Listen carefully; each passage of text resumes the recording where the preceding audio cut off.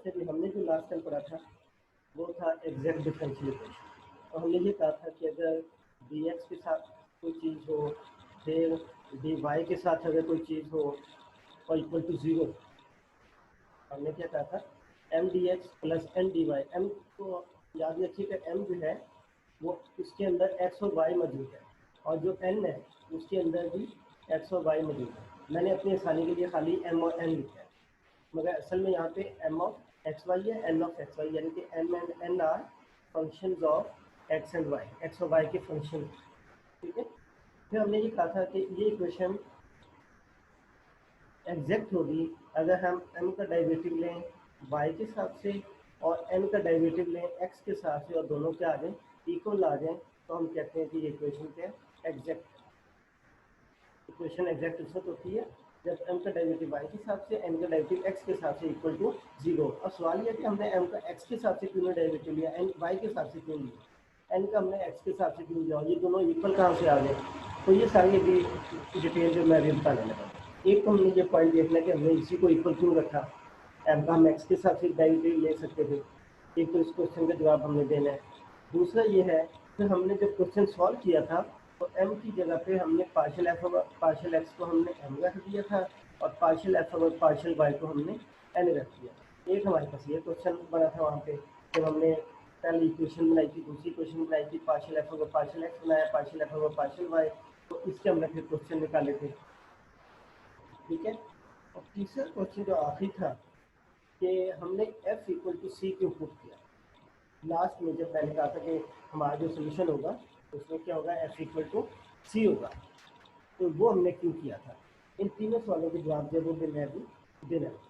ठीक है, अच्छा, यानी कि हमने ये पढ़ना था कि डिफरेंशियल इक्वेशन में f कहाँ से आ गया, और ये जो f जो है ये भी x और y का फंक्शन है। m किसका फंक्शन है, x और y का, n किसका फंक्शन है, x और y का, n f किसका फंक्शन है, x और y का, यानी कि x और y इसके अंदर वेरिएबल्स मौजूद है। ठीक है, और इसके अंदर जो x और y मौजूद है ये दोनों के इंडिपेंडेंट, इसके अंदर दोनों के इंडिपेंडेंट। अच्छा, अब जरा देखिएगा, अब हम लेके जाते हैं इसको समझाने के लिए कैलकुलस 2 की तरफ। 1 में भी चीज़ मौजूद है, 2 के अंदर ही मौजूद है। कैलकुलस 1 और 2 का रेफरेंस लेते हैं। अब देखिए, अगर आपके पास कोई f पड़ा हो, तो ये आपके पास f है और वो फंक्शन है x और y का। If you have a function f which is a function of x y just like ये वाली जगह, तो फिर हम क्या करेंगे, इसके अंदर एक चीज़ आती है total differential. Total differential mean जिसके अंदर पार्शियल डेरिवेटिव भी हो और ये डेरिवेटिव भी है, दोनों के कम्बिनेशन को हम स्टडी करते हैं। अब टोटल डिफरेंशियल इसके जब हम निकालते हैं तो वो ये बनते हैं, d f is equal to partial F over partial x D x plus partial f over partial y dy. This is a relation of ordinary derivative and partial derivative, और इसी चीज़ को हम क्या कहते हैं, टोटल डिफरेंशियल। इसमें जो left side होता है उसका डेरिवेटिव ले लेते हैं, फिर डिफरेंशियल लेते हैं, x का भी डिफरेंशियल dx आ गया, y का डिफरेंशियल क्या आ गया, dy आ गया। तो चूँकि इसमें x और y के डेरिवेटिव्स भी आएंगे तो पार्शियल एफ और यानी कि x के हिसाब से डेरिवेटिव लेना है, y कांस्टेंट रखा जाएगा, फिर y के हिसाब से लेना है और x को कांस्टेंट रखा जाएगा। तो ये चीज़ वहाँ से टोटल डिफरेंशियल में आती है। अब जिस मैथमेटिशियन ने इसको स्टडी किया था, एग्जैक्ट को और इसको रिलेट किया था एक दूसरे के साथ, तो अब ज़रा पिक्चर में देखिएगा, यहाँ पे मेरे पास क्या आ गया, एम डी एक्स प्लस क्या आ गया, एम डी वाई। तो उस टीचर ने ये कहा था, उस मैथमेटिशियन ने, कि यहाँ पे भी तो यही चीज़ आ रही है, एक डी एक्स आ गया, एक डी वाई आ गया। अभी इक्वल टू जीरो की मैं बात नहीं कर रहा। उसने कहा कि n के साथ भी dx आ गया, n के साथ भी dy आ गया, तो यहाँ पे भी dx के साथ partial F over partial X आ गया, dy over partial F over partial. उसने क्या किया था, इस चीज़ को छोड़ दें तो ये वाली चीज़ है, ये वाली चीज़ एक दूसरे के साथ उसने रिलेट कर दी। इक्वल टू जीरो को छोड़ दें, ठीक है, और यहाँ से इक्वल टू डी एफ को छोड़ दें। अब ज़रा इन दोनों को रिलेट करके देखें, अगर हम कंपेयर करें तो आपको पता लग गया कि जो m है, अगर हम कंपेयर करते हैं तो पार्शियल एफ और पार्शियल एक्स जो है वो m के इक्वल आता है, पार्शियल एफ और पार्शियल वाई जो है वो एन के इक्वल है। इसको कंपेयर करें, इक्वल टू 0 को भी छोड़ दें, यहाँ से इक्वल टू डी एफ को भी छोड़ दें। तो ये चीज़ इसके साथ जब कंपेयर करते हैं तो एम की जगह क्या आ गया, partial F over partial x, n की जगह क्या आ गया, partial F over partial y. ठीक है, अब हम इस चीज़ को इसके साथ कंपेयर करें। जब कंपेयर करेंगे तो यहाँ पे जितनी चीज़ें एम और एन के साथ हैं वो सारी कन्वर्ट हो जाएंगी एफ के। एम और एन वाली जितनी चीज़ें हैं उसको हम किसके साथ लेके जाएंगे, एफ के साथ लेके जाएंगे। अच्छा, अब ये चीज़ तो क्लियर होगी कि हमने एम को partial F over partial X क्यों रखा, एन को partial F over partial Y क्यों रखा, वो इसी वजह से कि हमने इसको इसके साथ क्या किया, कंपेयर। अच्छा, जब उससे अगला स्टेप हम देखते हैं तो यहाँ पे देखिए इस टर्म के साथ इक्वल टू क्या 0 और इस टर्म के साथ क्या डी एफ। अब उसने ये किया कि चूंकि ये चीज़ इसके इक्वल है, मैं यहाँ पे दोबारा ले लेता हूँ कि देखें उसने ये किया कि M D x plus M D Y equal to 0 था, और यहाँ पे हमारे पास क्या था, partial F over partial x D x plus partial F over partial Y D Y equal to क्या था, डी एफ था। ठीक है, जब आपने कहा कि इसकी ये जो लेफ्ट हैंड साइड है इसको आप कंपेयर कर दें तो राइट हैंड साइड भी इक्वल होगी, या हम दूसरे सेंस में ये कह दें कि अगर ये चीज़ इक्वल टू 0 है, ठीक है, और हम इसको इसके साथ कंपेयर कर रहे हैं तो इसके साथ भी इक्वल टू 0 रख के देखते हैं। हम कंपेयर उसी वक्त करते हैं ना जब दोनों साइडें क्या हो, इक्वल है। यानी कि अगर हम कहते हैं ए इक्वल टू सी है, बी इक्वल टू डी है, दो इक्वेशन है, और हम ये कहते हैं कि ए इक्वल टू बी है, लेफ्ट हैंड साइड है, तो ये अंडरस्टूड है कि जो अंडरस्टूड है कि सी जो है वो भी डी के इक्वल हो। अगर आप कहते हैं कि लेफ्ट हैंड साइड इक्वल है तो आप ये लाजमी कहेंगे कि राइट साइड भी इक्वल है। ये इक्वलिटी की प्रॉपर्टीज है। यहाँ पे आपने कहा कि ये दोनों इक्वल है, कंपेयर कर लेंगे तो उनकी राइट साइड भी इक्वल हो। इसका मतलब ये हुआ कि डी एफ जो है वो किसके इक्वल हो गया, 0 के इक्वल हो गया। ठीक है, जब हमने इस चीज़ को इसके साथ रिलेट किया तो एम की जगह तो partial F over partial X लिख दिया, एन की जगह पे हमने partial F over partial Y लिख दिया। ठीक है, जब हमने लेफ्ट साइड को कंपेयर किया तो इसका मतलब राइट साइड भी कंपेयर होंगी। जब राइट साइड कंपेयर होंगी तो डी एफ किसके इक्वल आ गया, 0 के इक्वल आ गया। इसका मतलब है कि हम उस वक्त कंपेयर कर सकते हैं, ये दोनों उस वक्त कंपेयर कर सकते हैं, या हम m को partial F over partial X या n को partial F over partial Y उस वक्त लिख सकते हैं जब डी एफ किसके इक्वल हो, 0 के इक्वल। राइट लेफ्ट साइड पे जब आप इक्वल कहेंगे तो ये भी तो इक्वल होना चाहिए। आप ये नहीं कह सकते कि आप ये दोनों के इक्वल है, ये दोनों इक्वल नहीं है, ऐसा नहीं कह सकते। हम जब चीज़ें पढ़ रहे होते हैं तो कई चीज़ें हम अगर सपोज करते हैं तो हम फिर सारी प्रॉपर्टीज़ को यूज़ करते हैं। यहाँ पर हमने सपोज किया कि हम इन दोनों को कंपेयर करते हैं। कंपेयर का मतलब है कि ये दोनों आपस में क्या इक्वल है। जब हमने इन दोनों को इक्वल रखा तो ये दोनों भी इक्वल होंगे। ठीक है, ये वाली प्रॉपर्टीज मैंने बताई है। If A equal to C and B equal to D and you say that कि A is equal to B, अगर आप ये कहते हैं कि ए और बी इक्वल है तो ये अंडरस्टूड है कि सी और डी भी इक्वल है। तो जब हमने इन दोनों को कंपेयर कर लिया और हमने ये चीज़ें लिख भी ली तो इसका मतलब है कि डी एफ भी किसके इक्वल होगा, 0 के इक्वल। अच्छा, अब डी एफ अगर 0 के इक्वल है तो अब एक चीज़ और फिर बता देता हूँ कि अगर कोई फर्स्ट करें एफ का आंसर जो है वो 5 हो, सपोज करते हैं एफ 5 के इक्वल है, मैं कहते हैं इसका आप डेरिवेटिव लें तो उसका डेरिवेटिव या डिफरेंशियल क्या होगा, वो 0 होगा। कांस्टेंट है ना, कांस्टेंट का डेरिवेटिव या डिफरेंशियल हमेशा क्या होता है, 0 होता है। या आप ये भी कह सकते हैं कि अगर मैं इसका D F over D x लूँ तो वो क्या आएगा, 0। डी एक्स को दूसरी तरफ ले जाए तो डी एफ क्या आ गया, 0। आप इस सेंस में भी इसको बात कर सकते हैं। ठीक है, इसका मतलब है कि डी एफ 0 के इक्वल। अब एफ क्या है, कांस्टेंट। एफ अगर कांस्टेंट है तो उसका डिफरेंशियल हमेशा क्या होगा, 0 होगा। अब अगर ये कांस्टेंट 10 का तो फिर भी 0 होगा, 100 का तो फिर भी 0 होगा। इसका मतलब है कि एफ कोई भी अगर हम कांस्टेंट ले लें तो उसका डिफरेंशियल हमेशा क्या आता है, 0 होता है। और इसका रिवर्स पढ़ लें कि अगर किसी चीज़ का डेरिवेटिव 0 हो तो समझ लेंगे उसका फंक्शन जो है वो भी 0 है। यानी कि अगर कहीं पे लिखा हो कि डी वाई और डी एक्स इक्वल टू 0 तो ये अंडरस्टूड है कि वाई क्या होगा, कोई ना कोई कांस्टेंट होगा। वाई आप 0 भी ले सकते हैं, कांस्टेंट में 0 भी आता है। तो वाई अगर कोई कांस्टेंट होगा तो उसका डेरिवेटिव हमेशा क्या आता है, 0 आता है। और अगर हम इसी को उलट पढ़ें कि अगर किसी चीज़ का डेरिवेटिव 0 है तो ये अंडरस्टूड है कि वो वाई जो होता है, जो डिपेंडेंट वेरिएबल होता है, वो क्या होता है, कांस्टेंट होता है। अंडरस्टूड। तो जब हम कहते हैं कि एफ अगर कांस्टेंट है तो उसका डिफरेंशियल क्या होगा, 0।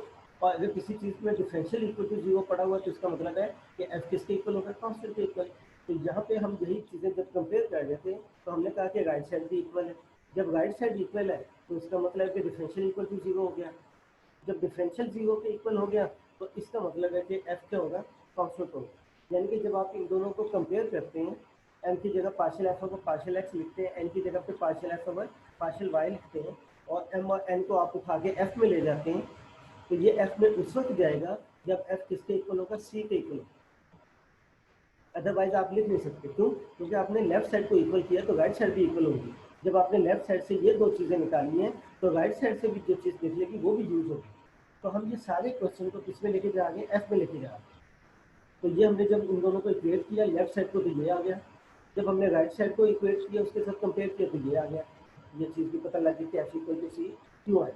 और ये असल में एफ इक्वल टू सी नहीं है, ये F equal to F of x Y है। तो ये एफ हम आसानी से लिखते हैं, ये असल में F of x Y equal to C है। यहाँ पे भी जब हम लिखते हैं तो ये F of x Y equal to C है, एफ नहीं है। ठीक है, वो इसलिए लिखते हैं कि आप लोग जब ज़्यादा पढ़ लेते हैं तो एक्स और वाई को दूसरी साइड पे ले जाते हैं। एक जगह बच्चे ने इस तरह कर दिया था, पॉइंट को नीचे ले गया उठा के, ऐसा कभी भी नहीं हुआ। ठीक है, ये मल्टीप्लिकेशन नहीं है, this means F is a function of x and Y. अच्छा जी, अब हमने क्या किया कि लेफ्ट साइड को कंपेयर किया तो हमें ये दो चीज़ें मिल गई। जब हमने लेफ्ट को कंपेयर किया तो फिर हमें राइट को भी कंपेयर करना है।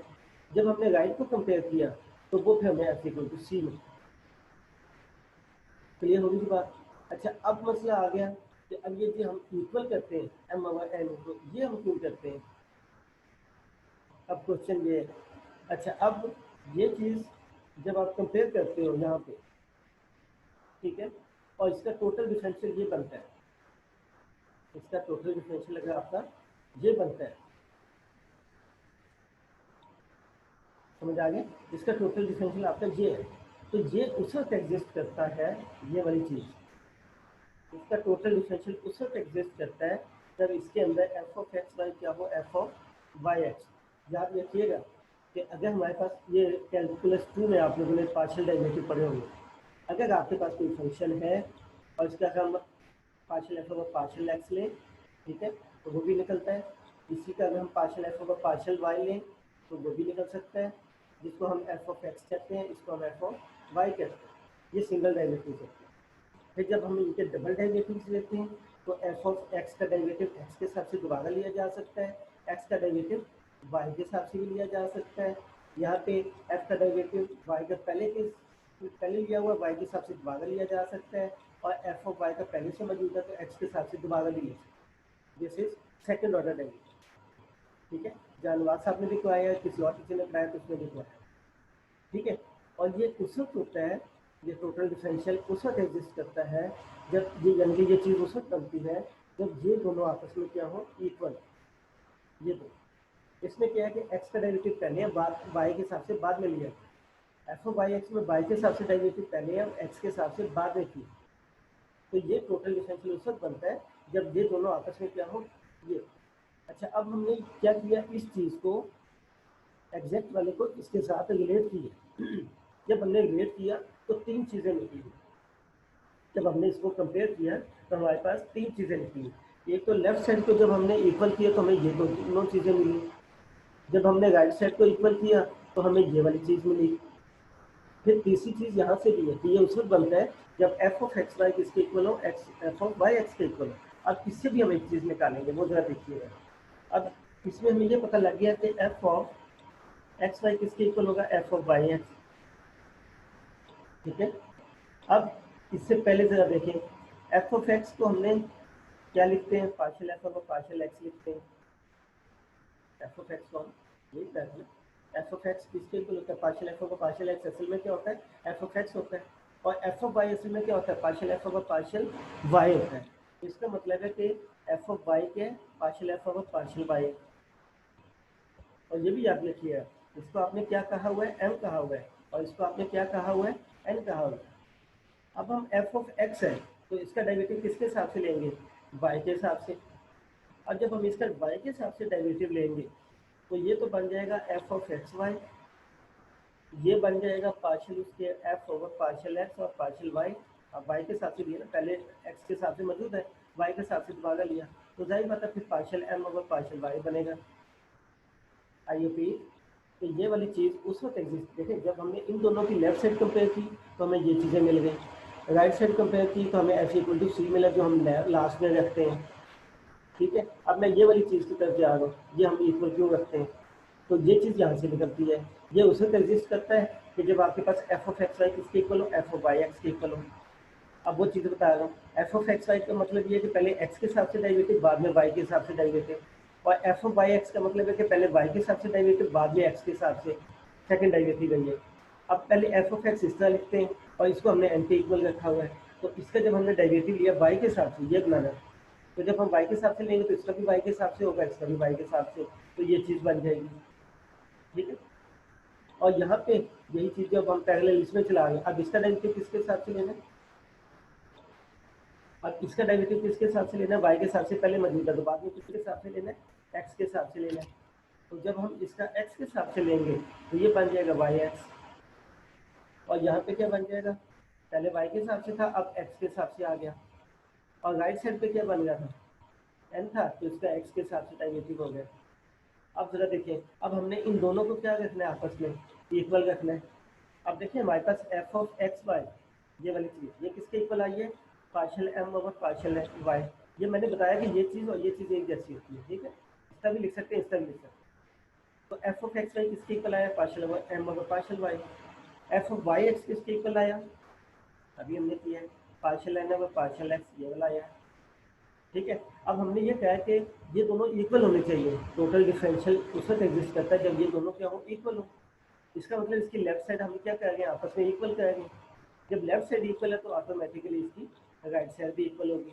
इसका मतलब है कि ये जो हमने सारा काम किया है ये उस वक्त होगा जब ये चीज़ आपस में क्या होंगी, इक्वल। तो तीन चीज़ें यहाँ से निकलती हैं।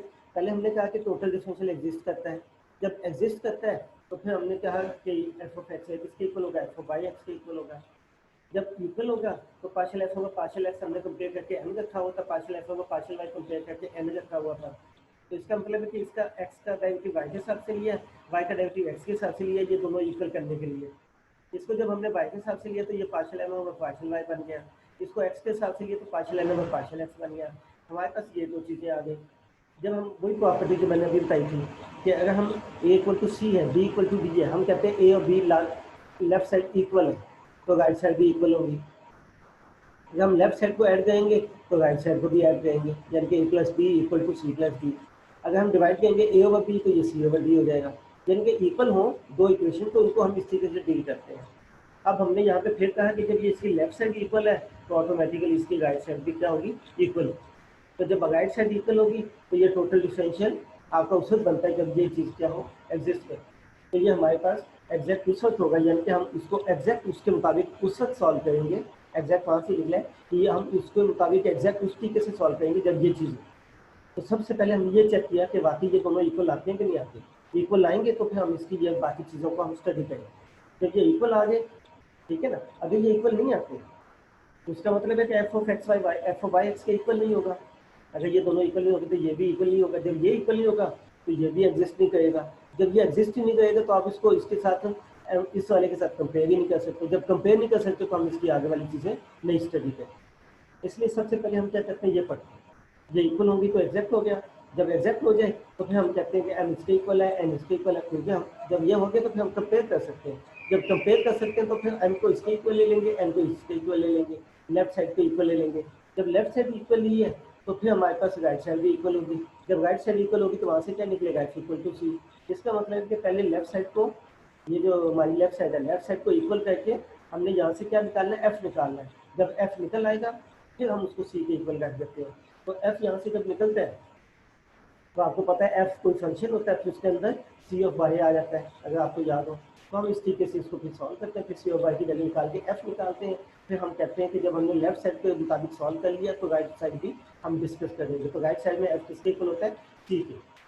तो इस तरीके से फिर ये तीन चीज़ें वहाँ से एग्जिस्ट करें।